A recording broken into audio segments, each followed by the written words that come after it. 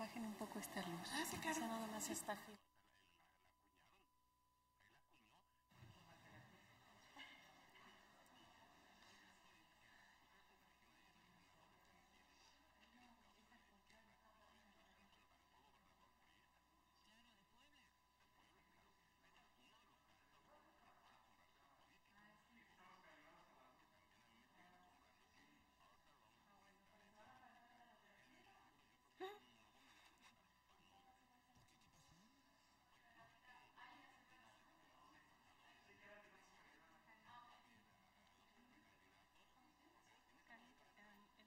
Mande.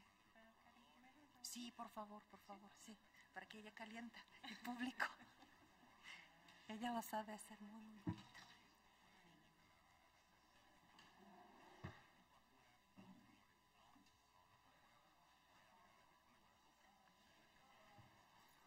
Buenas tardes, vamos a dar inicio a esta última mesa en el foro del día de hoy que nos han convocado para, en el marco del Día Internacional de la Mujer, pues tener una serie.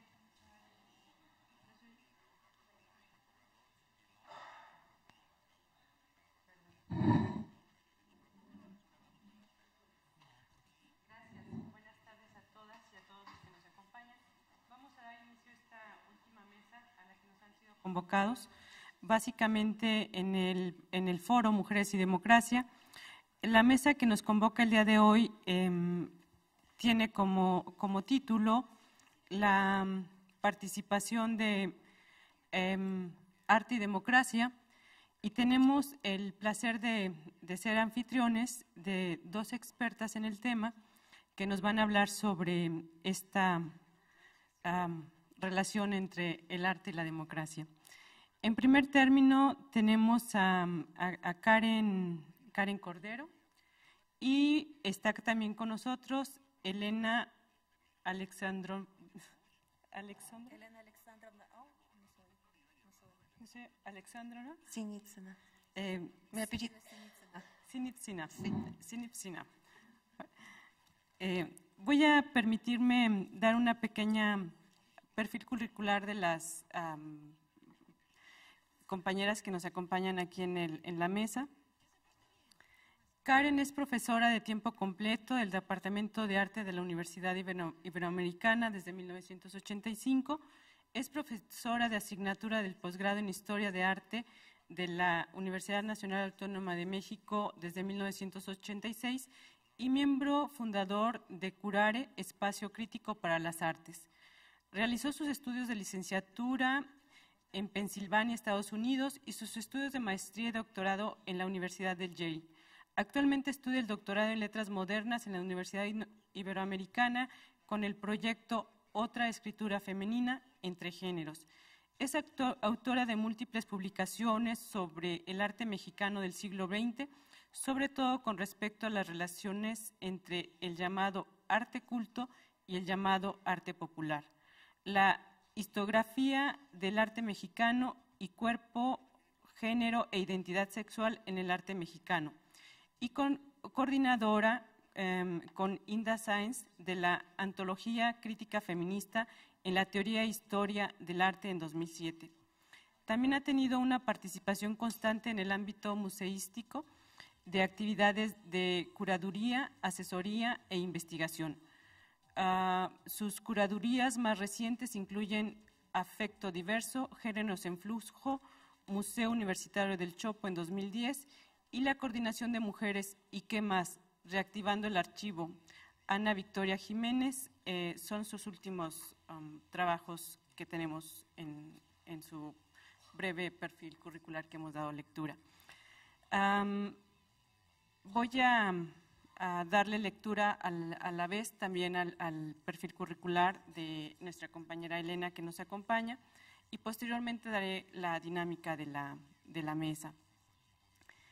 Elena es maestra de Historia e Inglés con especialización en Historia del Arte, Ciencias Sociales y Culturales.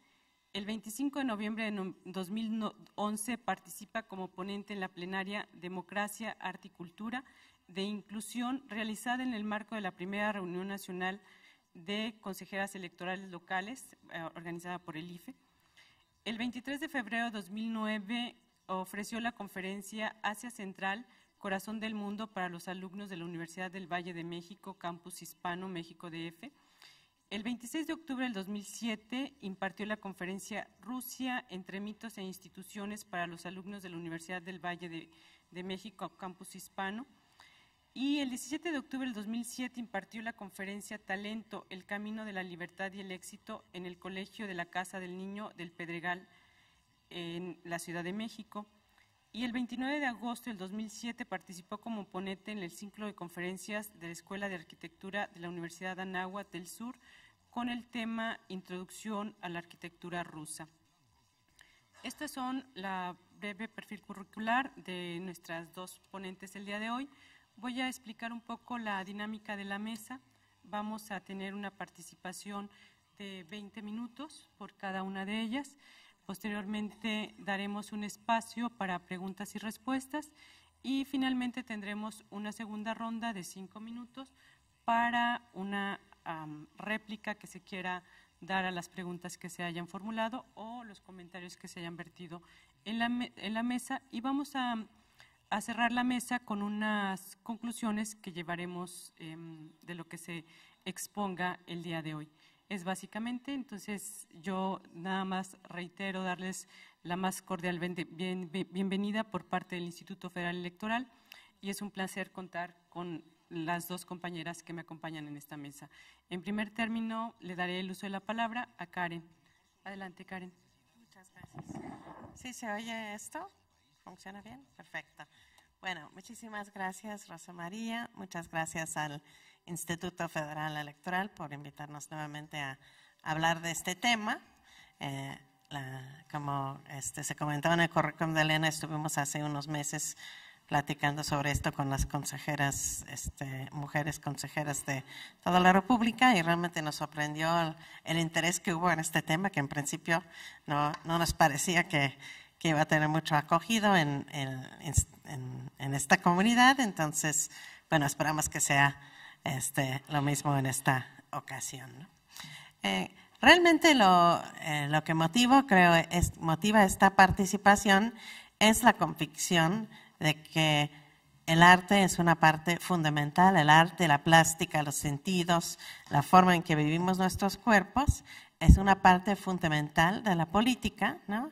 Y en el caso particular de las mujeres y su participación en la cultura, en la política, en la sociedad, el arte, dentro de lo que ha sido el movimiento feminista, ha sido un motor y un elemento fundamental, no necesariamente desde el lugar de un arte aislado o elitista, como normalmente tal vez se piensa, ¿no? Sino el arte como parte integral, a veces ni siquiera nombrándose arte, de todas las manifestaciones políticas, culturales e humanas que constituyen desde los años 60 y 70 el movimiento feminista, ¿no? Entonces, básicamente mi plática va a concentrarse en aspectos del arte feminista, que la mayoría de ellos ubicados en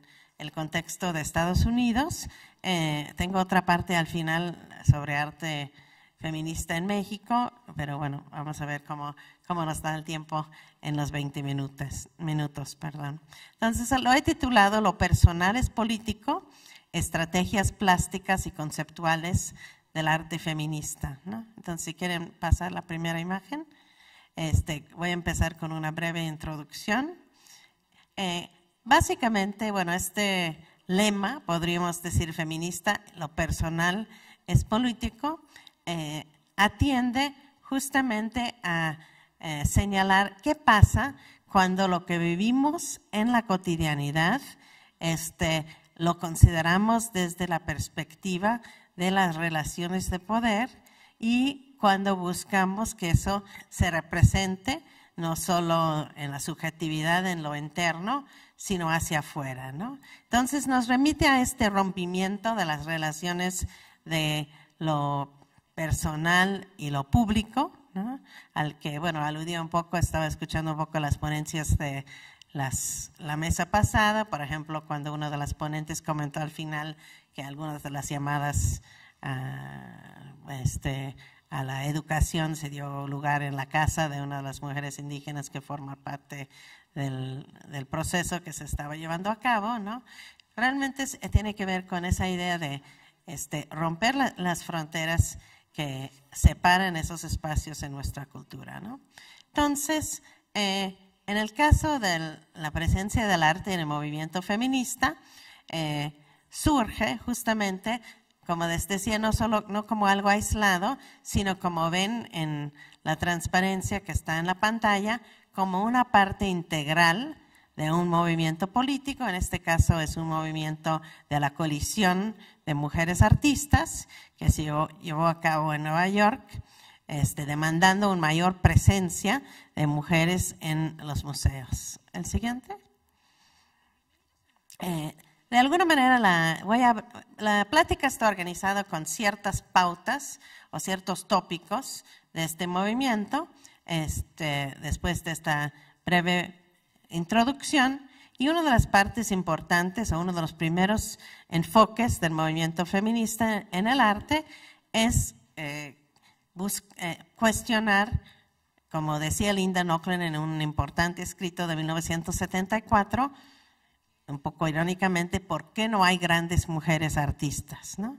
Y justamente, pues ella misma en su artículo contesta esa pregunta. No es que las mujeres no tenemos la capacidad de crear arte, sino las estructuras sociales, tanto de educación artística como el concepto de lo que es ser mujer, la idea de que la mujer debe de dedicarse principalmente a la procreación, a atender su casa y atender otra serie de aspectos, tienden hacia la no representación, no solo política, sino también en la plástica y en múltiples otras actividades o oficios o ámbitos de trabajo, como sabemos, ¿no? Y esto se traduce también a las representaciones en el ámbito del arte, ¿no? Uno de los movimientos muy entrañables del arte feminista se llama las chicas guerrilla, que son creadores de este tipo de carteles que ven en la pantalla, que ponen en autobuses y en espectaculares en Nueva York desde los años 70, que preguntan cuántas mujeres han tenido exhibiciones individuales en museos de Nueva York el año pasado. Y vemos que el saldo en ese momento era 1, ¿no? Estamos hablando de Nueva York, ¿no? Pues se supone que es el primer mundo. Entonces, creo que eso refleja, aunque bueno, ha mejorado algo la estadística, una situación que sigue siendo problemático. De hecho, en este momento el Museo de Mujeres Artistas Mexicanas, que represento además de otras instituciones mencionadas en mi currículum, ahorita al final les digo de qué se trata eso, es un museo virtual. Estamos realizando un estudio actualizado de la representación de mujeres en los museos en México, ¿no? Y buscando pues promover una política cultural en ese sentido, ¿no? La siguiente. Bueno, voy a ir un poco más rápido, pero en este sentido, cuando surge el movimiento feminista en relación con el arte, funciona básicamente con órganos creados por los propios artistas y escritores, teóricas, como algo en paralelo, pero independiente de las estructuras, digamos, establecidas, ¿no? Revistas como las que vemos en la pantalla, Chrysalis y Héresis, son lugares donde en poemas, en imágenes, se empiezan a dar a conocer esta presencia de mujeres en el arte, como vemos en la forma circular, o de crear obras que cuestionan cuál es esta situación. Por ejemplo, en la otra imagen, donde vemos que las caras de mujeres artistas reemplazando las figuras lánguidas en una de las obras neoclásicas paradigmáticas. El siguiente.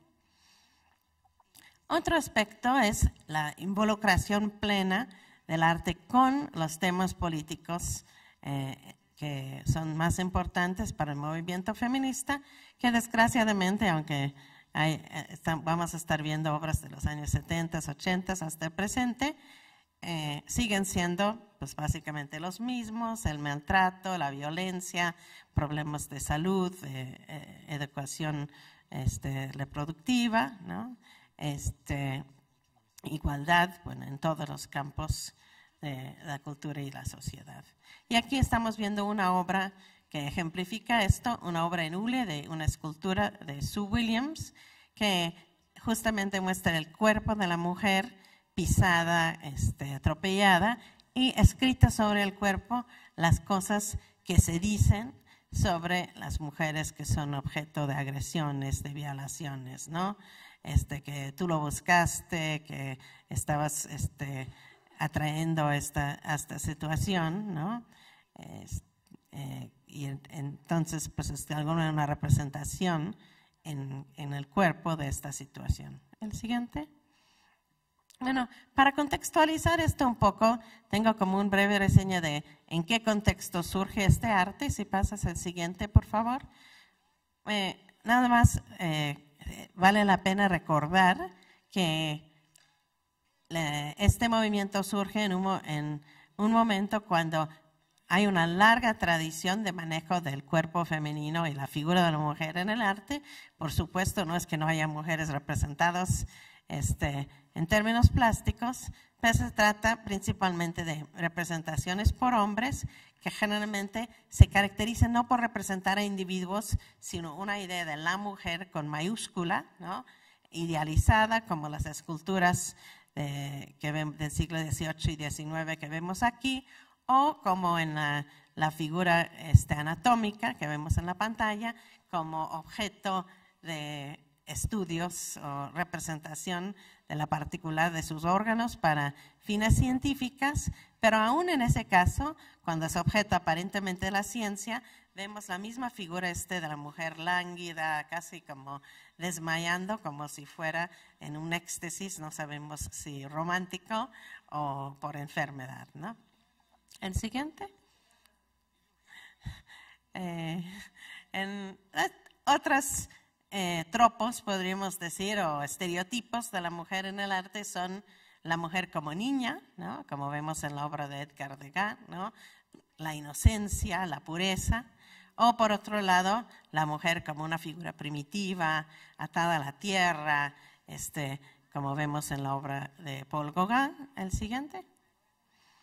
O ya yendo más hacia el siglo XX, en el contexto del surrealismo, la mujer o bien como integrada a la tierra, paría de una forma un poco más siniestra, como la obra de Max Ernst, o bien la mujer como una especie de máquina, una máquina sexual, ¿no? Como vemos en la muñeca de Hans Bellmer. El siguiente. Por otro lado, en el momento que surge este movimiento, el arte contemporáneo tiene también una serie de características particulares, que es un minimalismo y un movimiento que se llama land art o arte terrestre, ¿no? Que exploran como formas básicas a nivel perceptual y que tiene un carácter como muy frío, muy enfocado hacia la identificación de los aspectos formales de cada técnica, ¿no? En el caso de la escultura, la volumetría, ¿no? En el caso del land art, pues estas formas como de espiral o esta vinculación con la naturaleza, dominio de la naturaleza, que como hemos visto simbólicamente es la mujer, que simbólicamente se está dominando. El siguiente. O bien visiones como de figuras que reflejan una especie de anonimidad, ¿no? Del ser humano, clase media, ¿no? Como vemos en la escultura de Dwayne Hansen de tipo hiperrealista, o las esculturas conceptuales de George Segal, donde las figuras se representan sin caras, sin identidad, en yeso. La siguiente. Bueno, frente a esto hay ciertos frentes donde incide el arte feminista. Uno de los principales es el cuerpo, ¿no? Ver cómo podemos hacer arte desde el cuerpo femenino y en muchos casos, como vamos a ver, utilizando el cuerpo femenino. El siguiente.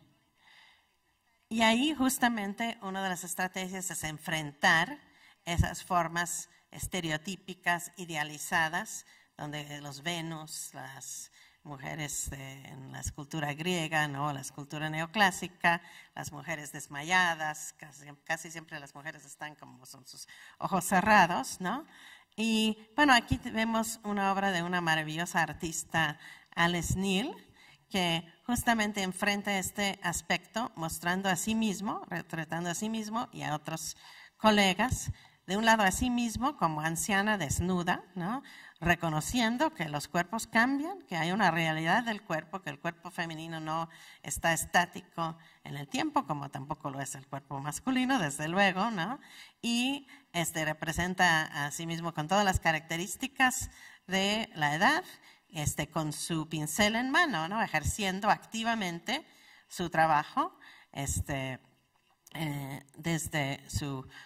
la realidad de su cuerpo, ¿no? Y por otro lado, representa a una amiga embarazada, este estado del embarazo que normalmente si se representa en el arte, que no es tan frecuente, se representa como de una forma, como un poco con un halo de luz y belleza.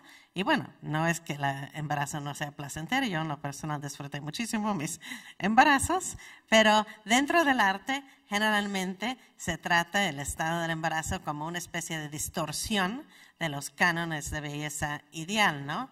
Incluso si vemos los libros de historia del arte, las figuras de fertilidad antiguas, como el Venus de Willendorf, en los textos de historia del arte se habla de que son cuerpos deformes, ¿no? Y no son cuerpos deformes, son mujeres embarazadas que representan la fertilidad, ¿no? Y pues así es el cuerpo de una mujer cuando está embarazada, ¿no? Entonces otra vez es este proceso de reconocer el carácter natural, lo que es representar un cuerpo de mujer desde ser una mujer, ¿no?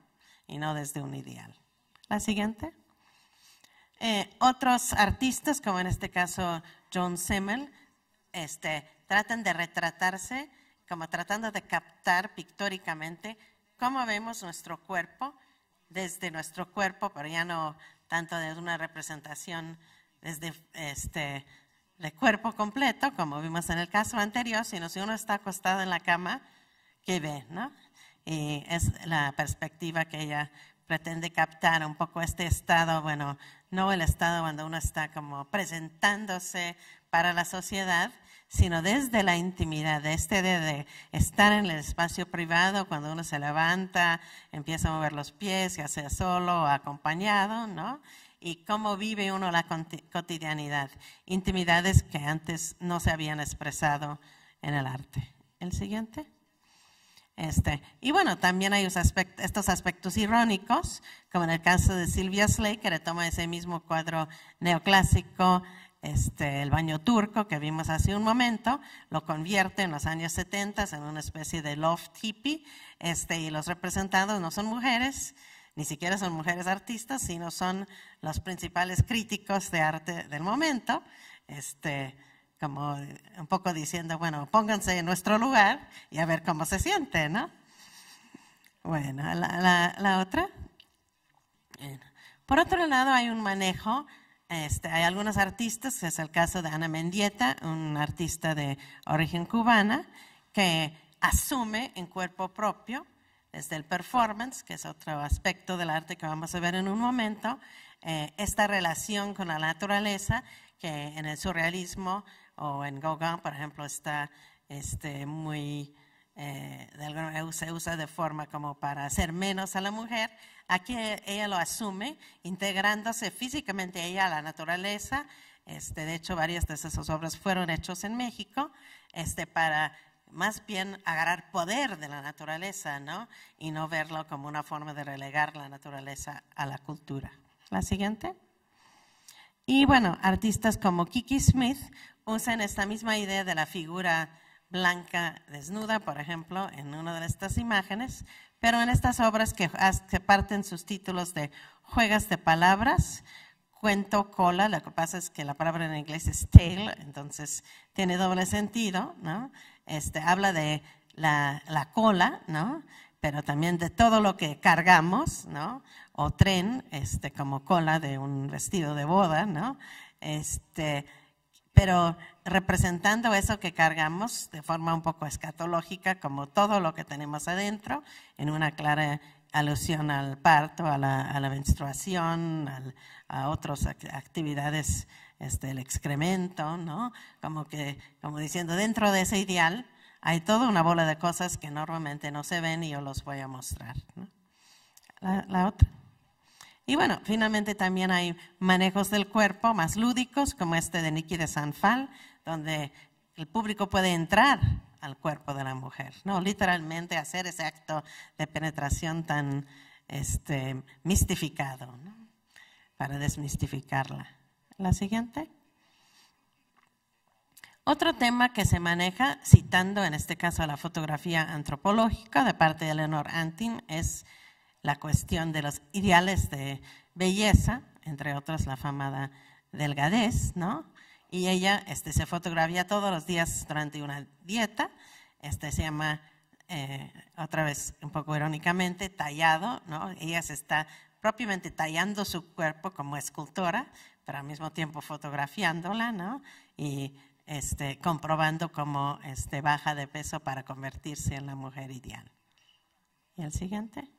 Y finalmente uno de los casos más radicales en este sentido es Orlan, una artista francesa que literalmente a través de operaciones de cirugía plástica filmadas busca transformarse en esos ideales de belleza, escenografía o bueno, de alguna desarrolla estas operaciones como una especie de performance o teatral, ¿no? Con la representación de la ideal que está tratando de imitar al fondo, el Venus de Botticelli, ¿no? Y leyendo poemas alusivos también a estos ideales, ¿no? El siguiente. Bueno, viéndonos muy rápidamente adelante porque ya se me acabó el tiempo. Bueno, muestro rápidamente estos otros aspectos y ahí dejo la palabra a Elena. Uno de ellos es el ámbito doméstico, donde en espacios como Woman House, si quieres verlos pasando, se exploran una inversión del arte de espacio doméstico. En este caso se trata de un espacio educativo, una casa dentro de las primeras experiencias de educación artística femenina, donde se creaba, como vieron hace un momento, el baño de la menstruación, un baño lleno de blanco, pristina, lleno de elementos de menstruación, o el baño lleno de lápiz labial, o en este caso, retomando la idea de ver a la mujer, al cuerpo femenino como carne, la asociación de la mujer como la que provee la comida, lo prepara. Aquí, de alguna manera, se retoma este tema mostrando el lado grotesco y obsceno de tal metáfora. La siguiente. Otro aspecto es lo performativo. Eso es algo muy importante para el arte feminista, que es tomar el cuerpo propio, no nada más representar el cuerpo, ya sea femenino o masculino ajeno, sino asumir en cuerpo propio el discurso. El siguiente.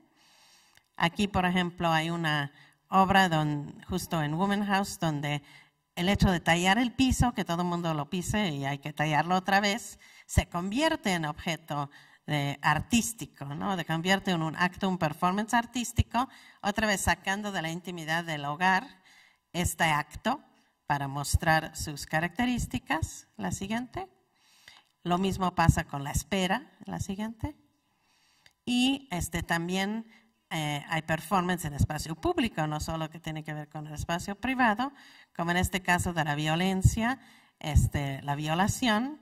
En un trabajo de Susan Lacey y Leslie Leibowitz, inscriben literalmente en la calle los lugares y en un mapa los lugares donde ocurrieron violaciones en Los Ángeles y marcan las siluetas correspondientes. O en el caso de Carolee Schneemann, bueno, saca de su cuerpo en un muy famoso performance un códice donde justamente lee todos los textos de diversos hombres intelectuales que crean estos estereotipos sobre el cuerpo femenino. Y bueno, dos últimos aspectos. Uno es la reutilización de idea de que todo lo estético que hace la mujer pues se relega al aspecto de artesanía. Esto en la sociedad mexicana es sumamente conocida. La siguiente. Y de alguna manera una de las cosas que hace el arte feminista es tratar de reivindicar esto, llevando edredones, por ejemplo, a tamaños gigantescos en espacios de galerías. Siguiente. O utilizando objetos artesanales cotidianos como los delantales para representar a los cuerpos femeninas unidas en actividades cotidianas. La siguiente. Y bueno, una obra muy famosa e importante de Judy Chicago es La Cena, The Dinner Party Project, donde hace esta mesa triangular, donde pone un lugar para cada uno de múltiples mujeres importantes en la historia, un piso donde se ponen sus nombres. Es un proyecto colectivo donde participan más de 400 mujeres para homenajear a través de su trabajo artesanal la creación de una gran obra artística colectiva que hoy está en el Museo de Brooklyn, estas mujeres importantes en la historia. El siguiente. Bueno, con todo esto se busca explorar justamente, pasas al siguiente, la subjetividad femenina, crear representaciones de cómo la mujer no solo se ve, sino se siente, esta idea de sentirse que uno se está cayendo en pedazos o fragmentándose. La siguiente, ya sea con palabras o con imágenes. En este caso, Jenny Holzer usa lugares donde normalmente aparecen palabras, pero introduce frases sumamente personales en espacios donde normalmente vienen frases consagradas, noticias, frases hechas, digamos, y introduce contenido muy personal. El siguiente. O los usos mismos de la materia, ¿no? La escultura que normalmente se siente sólida, aquí se vuelve fluida, como si uno se estuviera desparamándose, ¿no? El siguiente. O en el caso de Judy Chicago busca, dentro de este lenguaje minimalista, geometrista que vimos, expresar a través de su manejo difusa lo que siente la mujer dentro. En particular, estas obras hablan del orgasmo femenino. El siguiente. Y finalmente, el último aspecto es la resignificación de mitos y espiritualidad desde la mujer, la recreación, muchas veces citando a culturas antiguas, de diosas o de ritos, donde el centro no es el hombre, sino la mujer. La siguiente. Esta artista maravillosa, recientemente fallecida, Louise Bourgeois, hace un traje de látex lleno de protuberancias, pechos, que se pone y camina por las calles de Nueva York, imitando la forma en que se presentaban las diosas antiguas de Turquía, ¿no? Convirtiéndose en diosa. El siguiente. Aquí un performance parecida, pública de Betsy Damon en ese sentido. La siguiente. O obras tanto de la cultura chicana como en la casa de parte de abajo de la cultura hindú, donde se empodera, digamos, la mujer de figuras consagradas. En el caso mexicano de la Virgen de Guadalupe, se activa, ¿no? La mujer se identifica físicamente con la Virgen de Guadalupe, no como figura pasiva, sino como figura activa. Y bueno, lo mismo con la cultura hindú. El siguiente. Bueno, pues creo que ahí lo voy a dejar porque ya, ocupé más de lo permitido de su tiempo, pero bueno, pues al final tendremos tiempo para dialogar. Muchas gracias. Gracias, Karen. Bueno, pues vamos a dar paso a la intervención de Elena. Elena, adelante. Muchas gracias a todos ustedes presentes, ya que está acercándose la hora de comer y a mí me da mucho gusto verlas todavía aquí. Espero no aburrirlas muchísimo, aunque el tema que elegí es un poquitito guerrera. Se llama La lucha entre la mirada y el pincel, por la identidad, por la democracia. Primero que antes quiero agradecer a nuestras anfitrionas, las maravillosas mujeres del IFE, y a todas las personas que aquí están brindando su tiempo valioso a esta presentación. Y también quiero mencionar una cosa muy importante. Yo siempre pensé que la estética o lo estético, lo bello, lo bonito, lo feo, igual que lo ético, tenemos que siempre empezar por la etimología. Y etimología, ustedes saben, ¿verdad? Se refiere al significado de las palabras. Y siento que para el tema que pretendo por lo menos tocar en esta ocasión en frente de ustedes, que se trata de la mirada, del pincel, de identidad, de la democracia, tiene mucho que ver con una sola imagen. Vamos a pasar a verla. La prudencia. A lo mejor muchos de ustedes ya habían escuchado esta palabra. Los que van a la iglesia seguramente la reconocen porque es la virtud cardial, la virtud máxima para los católicos. ¿Qué significa prudencia? No es la forma en que juzgamos, no es la forma en que observamos. Es una forma de ver el mundo, pero de una forma bastante peculiar. Fíjense, por favor, que tiene esta prudencia, que para algunos a lo mejor es su forma de sobresalir en este mundo como jurisprudencia, ¿verdad? Prudencia, ¿cuáles son las herramientas de esta prudencia? ¿Qué tiene en su mano la prudencia? Siendo mujer, el espejo. ¿Ok? Ahora, mujeres confiesan, ¿quién de ustedes no tiene un espejo en su bolsillo viniendo a esta conferencia? ¿Sí? Entonces, igual que esta maravillosa virtud, igual nosotros somos artistas, nosotros tenemos oportunidad de una forma prudente, observando nuestro pasado, ser conscientes del futuro que está acercándose hacia nosotros. Entonces, cada mañana, igual que esta maravillosa mujer, Prudencia, nosotros nos asomamos a ver nuestro rostro en el espejo y trabajamos duro creando ¿qué? Vamos a pasar a la siguiente imagen. Intentando de autodefinirnos. Este es un autorretrato fotográfico de una artista de los Estados Unidos que al lado de su hija está creando una imagen público, ¿verdad? Una imagen que a lo mejor nosotros a la hora de salir afuera ya vamos a dejar atrás, ya se nos olvidó de qué color nos pintamos los labios el día de hoy. Lo importante es que combina con el resto de la ropa. Pero es la imagen que vamos a provocar, a exponer a las personas que nos van a observar. Pero en el momento cuando nosotros todavía estamos observando nuestro rostro en el espejo, ¿sí? Estamos muy conscientes que tenemos cierto fin al cual queremos llegar. Ahora la pregunta muy difícil. Díganme por favor, ¿con qué mano esta artista está aplicando labial a su rostro? ¿En qué mano ella tiene su labial?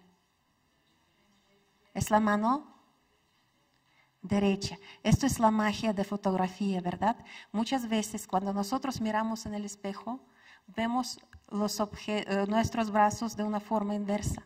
En este caso estamos mirando la fotografía, la mirada del otro, de otra persona que está observando a la mujer, que está mirándose en su espejo.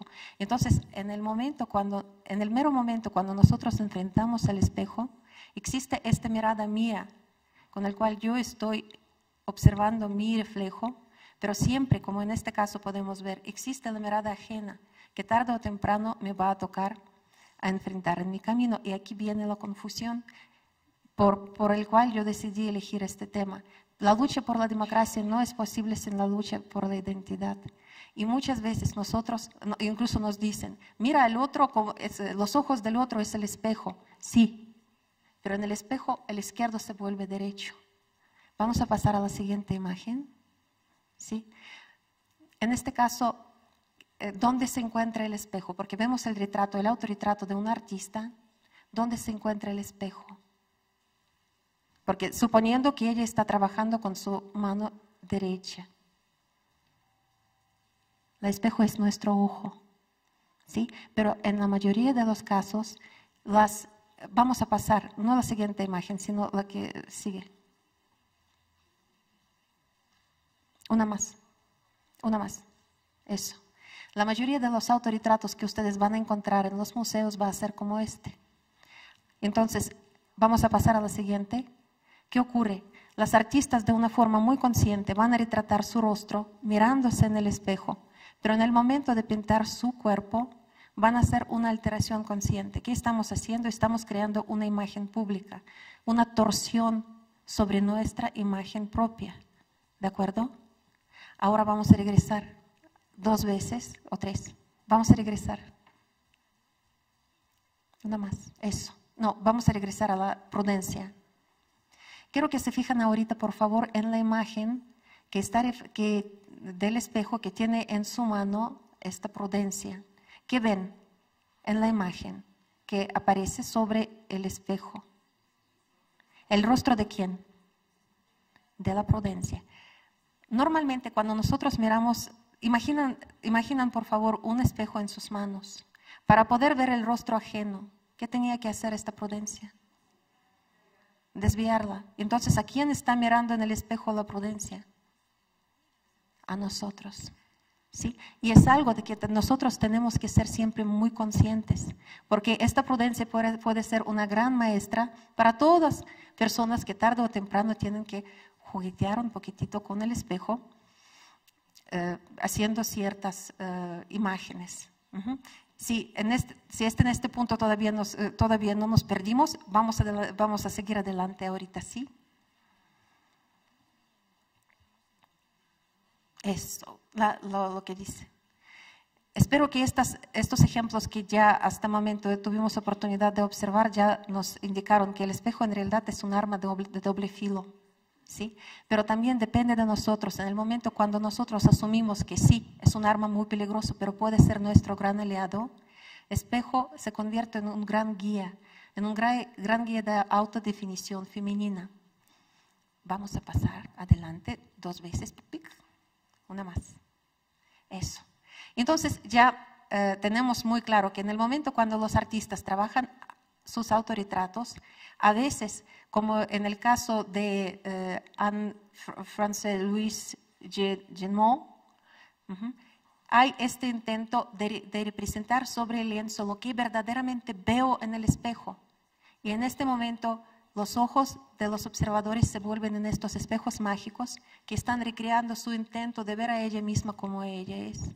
Pero en la mayoría de los casos, las pintoras, como ya les comenté, hacen unas alteraciones. Pintando su rostro propio, voltean al revés el cuerpo para que parezca esta imagen pública, como que sí, así quiero que ustedes me ven. En este caso, el autorretrato muy antiguo del siglo XVI nos refleja a una artista, porque ella orgullosamente, en los tiempos cuando ser artista era todavía muy complicado, está declarando con esta imagen: yo sí soy artista. Ahí tengo el pincel en mi mano derecha, pero si ponemos el espejo como que no es tan derecha, ¿verdad? Pero lo que vemos en realidad es una proyección, es una imagen pública. Vamos a pasar a la siguiente. Ahora, nada más muy rápido, les quiero mencionar algunos aspectos con los cuales las mujeres artistas intentaban dejar su huella en la historia del arte. Algunas veces como alumnas agradecidas. En este caso, por ejemplo, estamos observando un autorretrato donde la alumna está pintando sobre el lienzo el retrato de su maestro. La siguiente. A veces la pintora aparece como una alumna desagradecida o una mujer humillada. En el caso de Artemisia Gentileschi, que es muy famosa, cuando su maestro no se comportó como se debe con ella, entonces acto seguido lo vamos a decapitar, ¿verdad? Y es lo que ella hace, exponiendo su rostro como autorretrato de Judith, que está decapitando a Holoferno, que en este caso tiene los rasgos de su seductor. Siguiente.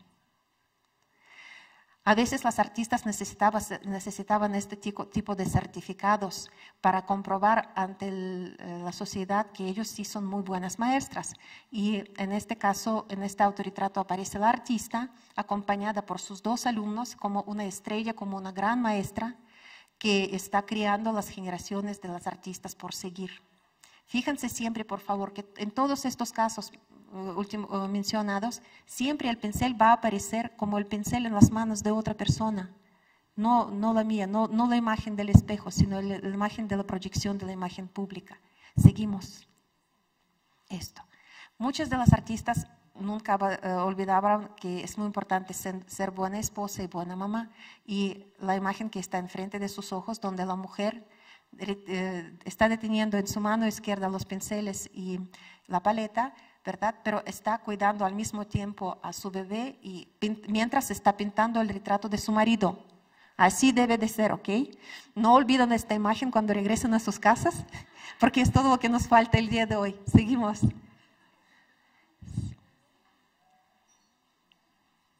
La siguiente imagen, gracias. En este caso, la artista, mujer, aparece como una gran maga. A ella le tocó vivir el peor de los dolores que pueden tocar a una mujer madre. Ella perdió a su hijo. Entonces, ¿qué podemos hacer? Vamos a darle la vida eterna, retratándose a sí mismo, trabajando sobre el lienzo el retrato de su hijo. Entonces, al mismo tiempo, estamos reviviendo un ser muy querido y dejándolo para la posteridad. El poder que tenemos nosotras las artistas. Siguiente. En este caso, fíjense, el pincel ya pasó a la mano que podemos observar en el espejo cuando trabajamos sobre el lienzo, y artista está retratándose al lado de su hijo y de su padre, que todos los tres son pintores. Entonces, de esta forma estamos narrando toda una historia de herencia que puede tener una mujer. Un papel, si quieren, un poquitito inferior, porque el padre ahí todo monumental, como en forma de una estructura, el hijo también alto y una mujer un poquitito ahí, sencillita, pero con su mano, con pincel en su mano derecha, trabajando de una manera muy fiel todo lo que está viendo en su camino. El siguiente. Este es mi favorito. Esta mujer trabajó en una oficina de secretaria la mayor parte de su vida. Jubila, no sabe nada, no sabe qué hacer, todavía está sana, todavía está fuerte. Entonces, alguien le recomendó por ahí entrar a un curso de pintura. Empieza a dibujar, pero empieza a dibujar todo lo que ella vive. Entonces, una vez manejando, choca el coche. Entonces sale del coche, a lo mejor a algunos de ustedes ya les tocó vivir esta situación, entonces empieza a explicar a los oficiales lo que pasó, ¿no? Y lo único que ve es el reflejo propio de un ser totalmente desafado, asustado, en los lentes de estos oficiales. Pero uno vive esta experiencia, regresa a la casa y dices, uff, sobreviví, ¿no? Y a esta mujer se le dio hacer este autorretrato propio, donde ella con estas manos y con estos ojos y con estos rostros está intentando de salir adelante, enfrentando la justicia. Otra vez, si se fijan, en este caso ocurre una cosa muy curiosa. Ya no vemos la persona, ya vemos su reflejo en el espejo ajeno, adelante. Pero muchas veces, en el momento cuando asumimos que lo que estamos mirando es otro ser, que a lo mejor tiene otros valores, otras formas de mirar a su realidad, es un acto bastante asustante, hablando de la democracia, ¿verdad? Si a nosotros mismos a veces nos cuesta definir a nosotros mismos, y hacemos todas estas distorsiones para parecer más bonitas que a lo mejor somos, en el momento cuando tú asumes que la persona que te va a mirar o que está mirando es otro ser, te da miedito. Y lo que vemos en este autorretrato es precisamente esto. Intenté pintar a mí misma, pero descubrí que te veo a ti. ¿Sí? Y por ahí ya estamos acercándose a la democracia. Así, la siguiente imagen. Ok. Estas dos Fridas es una de las imágenes muy famosas. Pero ahorita, después de todo este discurso que les eché, a lo mejor les va a parecer un poquitito más, tener más sentido para qué esta mujer se pinta dos veces. En realidad, ella pinta, si quieren, su imagen real y su reflejo en el espejo. Una mujer adolorida, vestida a lo mejor de una forma mucho más sencilla, y esta Frida que quiere ver el mundo, reunidas por medio de la mano. La siguiente. Ok. Lo que no les comenté todavía es que a mí me gusta mucho trabajar con los niños y tengo el gusto de dar varias materias en el Francés del Pedregal, un colegio para las niñas, un colegio de monjas. Pero curiosamente ellos eran bastante adelantadas de su tiempo, porque ellos sí se dieron cuenta que en un momento dado que es muy importante educar a la mirada, porque no podemos ver lo que no sabemos. Esto se llama anémnesis, de esto hablaba Platón. ¿Sí? Siempre podemos ver únicamente lo que sabe nuestro cerebro. La pregunta será, ¿a qué edad tenemos que empezar a permitir a nuestros ojos a ver las cosas como son y no ver con nuestra razón, con estos conceptos prestados?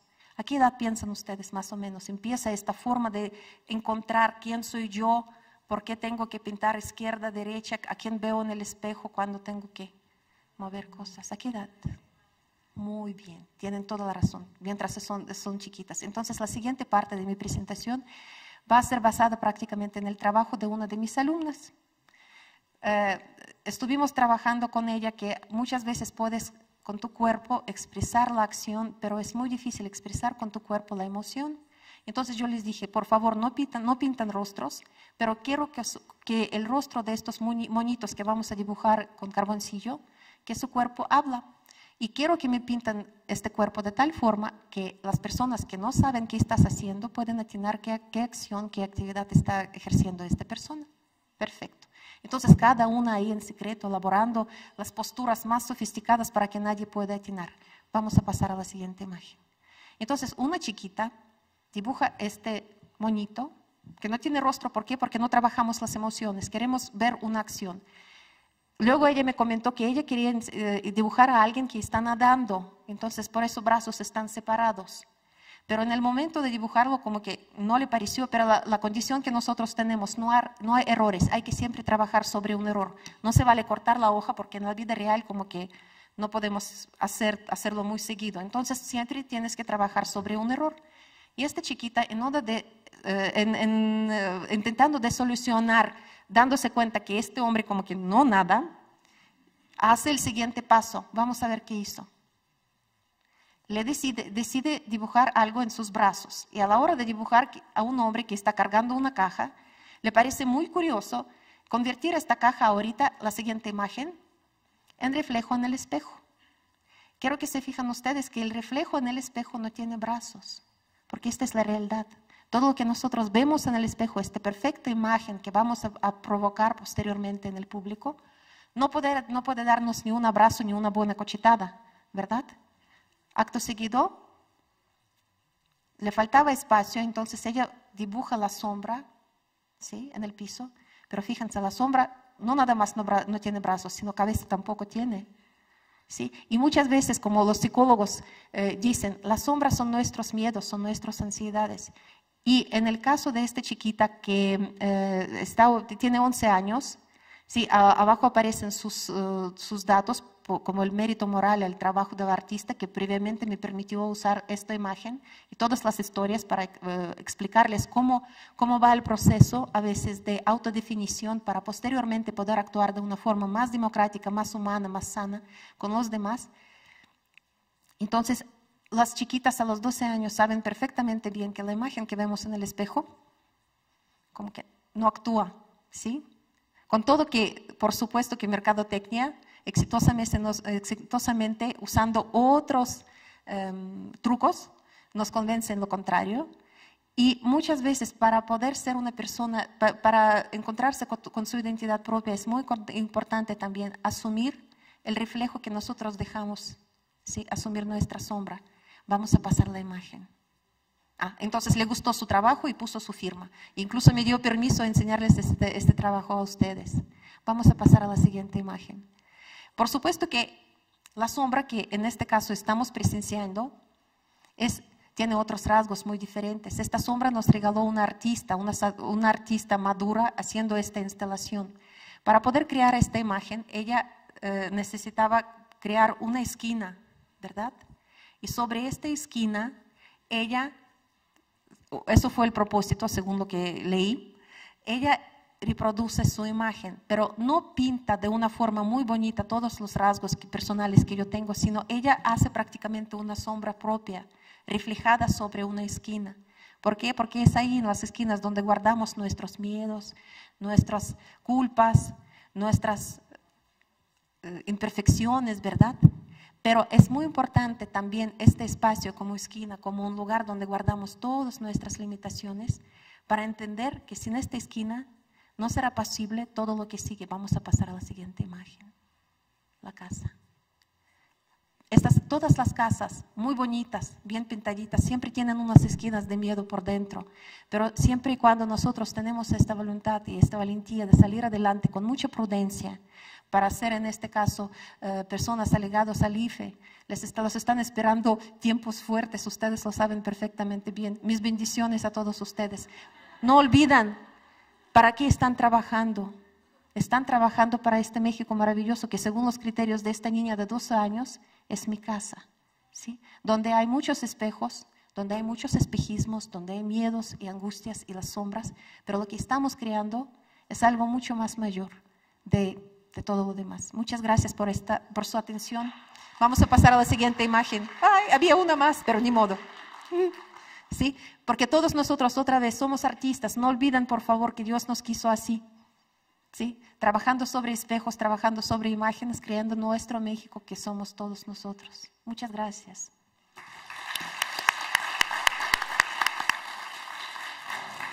Muchísimas gracias, Elena. Vamos a pasar a un espacio de preguntas y respuestas para interactuar con nuestras ponentes.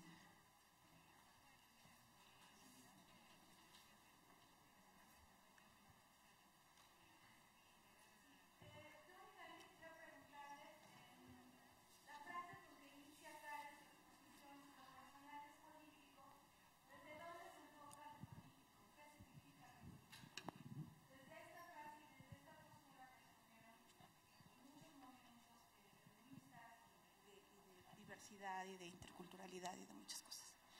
Y una petición, si pudiera Karen hablarnos 2 minutitos sobre el arte feminista mexicano, creo que lo disfrutaríamos muchísimo. Bueno, muchas gracias. Bueno, sobre la primera pregunta, creo que tiene mucho… se me olvidó que… Bueno, sobre tu primera pregunta, muchas gracias por las 2 preguntas. Sobre la primera, sobre este lema, lo personal es político, bueno, lo que voy a decir no es todo lo que ha implicado esta frase a lo largo del movimiento feminista, pero para mí la esencia de lo político en ese sentido es ver que muchas veces pensamos que lo personal es un poco como decirles, es algo como íntimo que lo guardamos para nosotros, ¿no? No es de importancia, ¿no? No es muchas veces para como deshacerse de algún ensuciado que hacemos. Sí, pero eso es personal, no tiene que ver con las cosas importantes, ¿no? Y da la casualidad que muchas de las cosas que a lo largo de la historia han importado a las mujeres y que han sido la esfera de las mujeres, han sido relegadas a lo personal, ¿no? Entonces, esta frase, lo personal es político, entiende también que reconocer lo personal como político es reconocer que esas vivencias que han sido relegadas como subjetivas, como íntimas, como personales, como no importantes, son importantes. Es la otra mitad o más de la historia, porque la mayoría de las personas todavía hoy en día no tienen voz, ¿no? Dentro de la política, no solo porque no les dan la voz, sino a veces no toman la voz, como se estaba conversando en la mesa anterior, ¿no? Entonces, reconocer lo personal como política es reconocer desde la ética que lo que nosotros vivimos tiene un valor, implica también tomar una postura, que a veces también es mucho más fácil cobijarse en nuestra esquina con nuestra sombra, como mostró Elena, ¿no? Con nuestra vida personal y decir, bueno, yo no soy importante, y, bueno, mis cosas son muy importantes para mí, pero no para nadie más. Entonces, hacer ese proceso de reconocimiento, también de hablar con los demás y darnos cuenta que es mucho del proceso del movimiento feminista, que hay muchas otras personas que sienten lo mismo, ¿no? En el caso del movimiento feminista empezó mucho con grupos de concientización, como se llamaban en el momento, que eran nada más grupos de mujeres que se juntaban y platicaban y se daban cuenta que muchos de los problemas, tanto cotidianos como humanos, que tenían, pues eran comunes, ¿no? Y buscar estrategias en conjunto para solucionarlas, para pedir sus derechos y para hablar y hacer visibles sus necesidades, ¿no? Entonces, para mí ese es el proceso de reconocer eso como político, reconocer que implica una estructura social, cultural, que implica también las relaciones de poder y el manejo de los derechos dentro de la sociedad, ¿no? No sé si tú quieres. No sé si nos podrías pasar un poco del. Pues no del sé si arte. puedes ir al arte otra vez a mi presentación, a la última parte. Ahí está, así. Bueno, así súper brevemente, creo que va algo antes de eso, ¿no? Pero antes de eso no hay eso.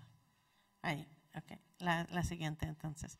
Pues muy brevemente, en ese sentido, el arte feminista en México, bueno, tiene muchos procesos básicamente parecidos a los que ya les había comentado.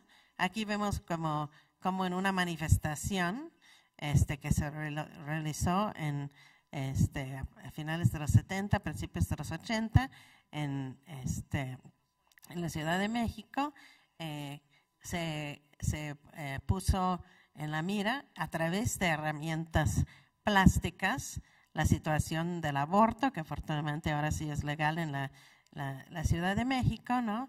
Con esta herramienta plástica que es una corona de muertos, mostrando todos los implementos que se usaban en los abortos clandestinos, ¿no? Y todas las mujeres iban vestidas de negro, entonces era como una especie de acto performático que no estaba concebida como un performance, ¿no? Era una manifestación, pero las manifestaciones de feministas en México, desde los orígenes del movimiento en los 70, tienen mucho de este aspecto de creatividad, tanto en lo plástico como en el uso de la música, como en el uso del teatro, ¿no? Y de hecho es una herramienta y algo que después se fue retomado en el arte y no al revés. El siguiente. También tienen mucho, el arte feminista en México tiene mucho también de este aspecto participativo que vimos. En este caso se trata de una obra de Mónica Mayer que se llama El Tendedero, que se expuso en 78, dice ahí, ¿verdad? En el Museo de Arte Moderno. Es un tendedero retomando este aspecto muy cotidiano de la vida femenina, normalmente no presente en las galerías de arte, pero es un tendedero donde pone unas fichas que dicen como mujer, algo que odio de esta ciudad es, o algo que detesto, creo que dice de esta ciudad es, y invitaba a las mujeres a participar escribiendo y al mismo tiempo compartiendo sus reflexiones sobre su situación en la vida urbana, ¿no? El siguiente. También en esa época, en los años ya entrando a los 80s, se realizó una fiesta de 15 años. Era de un grupo de arte feminista que se llamaba Tlacuilas y Retrateras, ¿no? Y se realizó en la Academia de San Carlos. Y justamente toda la idea, esto surgió de un trabajo de investigación colectiva, donde se trabajó, de hecho yo participé en esta actividad, investigamos sobre las fiestas de 15 años, qué significaban, y se creó todo un evento, una gran fiesta de 15 años en la Academia de San Carlos, donde hubo performance, exposición, un baile, ¿no? Donde desde los mismos vestidos analizaban y estudiaban qué hay detrás de la fiesta de 15 años, de esta presentación, digamos, de la mujer en público, ¿no? Para su consumo, ¿no? El siguiente. Y bueno, una muestra más, otra obra de Mónica Mayer y Mares Bustamante, que formaron un colectivo que se llamaba Polvo de Gallina Negra, hicieron un proyecto que se llamaba Madres, donde su propia maternidad era obra de arte, invitaban a las personas a pasar y tomarse la foto como artista feminista y vistieron de madre a locutores televisivos para que también tuvieran esa maravillosa experiencia en un espíritu lúdico, un poco a través de eso que mencioné hace rato, que es como considerado un estado delicado, un estado medio muy bonito, pero al mismo tiempo no tanto para exponerlo en público, se hizo como muy, muy evidente y de una forma pues muy divertida también, la verdad. Bueno, a ver, uno más. Nada más para entrar en algunos otros aspectos más subjetivos y que tienen mucho que ver con lo que estaba comentando Elena, ¿no? La artista Mónica Castillo, perdón, una pintora, bueno, artista visual en varios medios, trabajó una serie de autorretratos donde realmente lo que hacía es, a través de la visualidad, argumentar la imposibilidad de una sola identidad, ¿no? Que ese es un tema importante en el arte feminista, justamente romper con esas ideas de que somos solo una cosa, ¿no? Que la mujer es tal cosa, ¿no? Y la persona es tal cosa, ¿no? Porque no se trata solo de mujeres, sino también los mismos estereotipos, desde luego, se aplican a la masculinidad, ¿no? Bueno, otros, pero también estereotipos. Entonces ella realiza muchísimos autorretratos, de los que vemos aquí dos. Uno es un autorretrato en tareas, donde cada día pintaba una parte de su cara, y lo que vemos es que su cara resulta ser como una especie de rompecabezas, ¿no? Porque cada vez que nos vemos de otra forma, ¿no? Y el otro se trata más bien como una especie de borramiento, ¿no? de la identidad. Si quieren, ve pasando rápidamente al final, ahí, para no pasar por todos. El siguiente, ahí, bueno, para que vean más arte de mujeres, y dentro de eso arte feminista, tenemos un museo virtual que se llama el Museo de Mujeres Artistas Mexicanas. Está en internet, ahí abajo viene la dirección, www.museodemujeres.com. Entonces, si entran ahí, van a ver que, bueno, hay una biblioteca, o sea, hay textos que tienen que ver con este tema. Hay una galería donde hay obras alfabéticamente de diferentes mujeres artistas, y hay cada 3 meses una exposición diferente, y de hecho están almacenados todas las exposiciones anteriores de los últimos 4 años. Entonces ahí, si tienen interés en el tema, pues hay mucho más material, tanto visual y bibliográfico.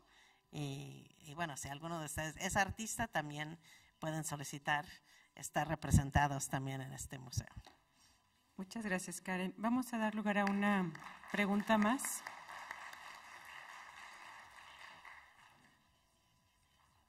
¿No hay preguntas?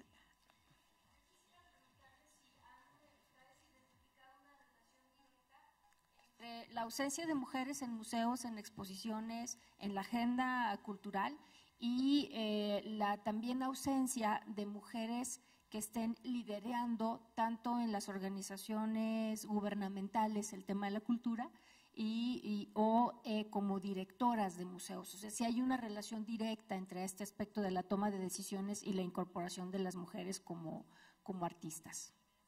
Elena, por favor.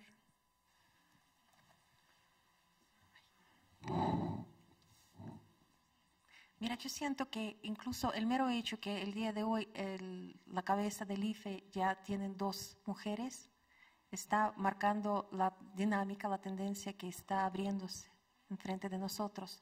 Claro que los tiempos están cambiando, o sea, yo siento que las mujeres también nos estamos volviéndonos un poquitito más visibles, esa es la palabra correcta, ¿sí? Porque mucho depende también de la valentía que uno trae por dentro, ¿verdad? De esta valía que tú te otorgas a ti misma, no nada más porque tienes estos diplomas acumulados, no porque te dijeron que sí vales la pena, no porque mereces, sino dices, sabes que mañana es otro día y tengo que salir y ponerme enfrente, tanto como expositora como directora. Por mi parte personal, yo siento que de directora nunca me atrevería, pero hago mejor para exponer en una exposición es un poco más diferente. No sé, ¿qué piensas tú, Carmen? Bueno, muy interesante pregunta, muchas gracias. Yo creo que es una situación compleja. Fíjate que no es tanto directo que, bueno, al no haber mujeres en situaciones de poder, no hay mujeres en los museos, porque de hecho, hoy en día hay muchas mujeres directoras de museos. Interesantemente, hoy justamente en el Palacio de Bellas Artes fue un evento que organizó Conaculta sobre mujeres intelectuales en el siglo XXI, ¿no? Y justo en la mañana antes de venir vi la mesa de mujeres pintoras, bueno, pintoras latinoamericanas, no todos mexicanas. Y luego justo después había una mesa de mujeres directoras de museos, que bueno, ya no lo pude escuchar porque me tenía que venir por acá, pero bueno, seguramente lo van a subir a internet y será interesante ver qué dicen ellas al respecto. Mira, creo que muchas veces dentro del ámbito de la cultura hay tanto hombres y mujeres en el poder. Sí hay más hombres, creo que en puestos importantes, pero ahora, por ejemplo, la directora de Conaculta es una mujer, y de hecho es una mujer que por lo menos en pues varias de sus políticas ha tratado de dar más visibilidad a mujeres artistas, a mujeres intelectuales, por ejemplo, como en este evento que se está haciendo en esta semana. Pero sin embargo, justo en el Congreso de Mujeres paralelo a la del día de hoy que se hizo el año pasado, una de las artistas, Betsabe Romero, mostró unas estadísticas muy interesantes que a nivel de la educación artística es más o menos hay igualdad en términos de, o sea, en las escuelas de arte, hay igualdad entre hombres y mujeres. En el momento que salen al mercado de arte, ahí es donde baja la estadística. En las galerías de arte hay muchísimo menos mujeres. En los museos, las colecciones tienen muchísimo menos representación de mujeres, pero ahí yo creo que no es tanto, bueno, que tiene que ver con quiénes son los directores de museos, aunque tal vez debería de las mujeres, uno pensaría que las mujeres directores deberían de favorecer esto, pero en realidad no, desafortunadamente no siempre es el caso. No por ser mujer y estar en el poder necesariamente tienes una política democrática o feminista incluso con respecto a la política de adquisición de los museos, y es una de las cosas que justo en MUMA estamos empezando a ver, como plantear, como desde hace más de 20 años se planteó en Estados Unidos y Europa, cómo se puede hacer evidente y subsanar esa situación. Pero sí siento que, quisiera ser más optimista, pero sí siento que el canon de la historia del arte, y en particular en México, sigue siendo muy recalcitrante en ese sentido. A mí me han tocado tratar de hacer exposiciones, bueno, he hecho varias exposiciones sobre género, pero varios que he tratado de hacer, pues finalmente pues han sido parados o desviados un poco por un prejuicio, ¿no? De que realmente ese tema no es importante, ¿no? El tema de la igualdad del género en el arte no es importante. Entonces sí creo que es algo que hay que atender todavía. Es una de las ideas justo de MUMA, ¿no? Que luego de gente muchas veces dice, ay, ¿por qué hacer un museo nada más de mujeres artistas, ¿no? Porque desgraciadamente, ojalá no fuera necesario, ¿no? Pero desafortunadamente creo que sigue siendo necesario hacer esa lucha. Claro, empezando, tienes toda la razón, concientizando también a la gente que están en el sistema artístico, ¿no? Yo, por mi parte, hago la labor con mis alumnos y alumnas, que espero cuando lleguen a ser directores de museos tendrán otra actitud. Gracias. Bueno, pues si no hay más preguntas, concluiríamos con la mesa. Solamente me resta agradecer y entregar a nombre de la doctora Arminda, que es la organizadora de este evento, así como obviamente del Instituto Electoral, los reconocimientos correspondientes a Karen. Karen, muchísimas gracias por tu participación.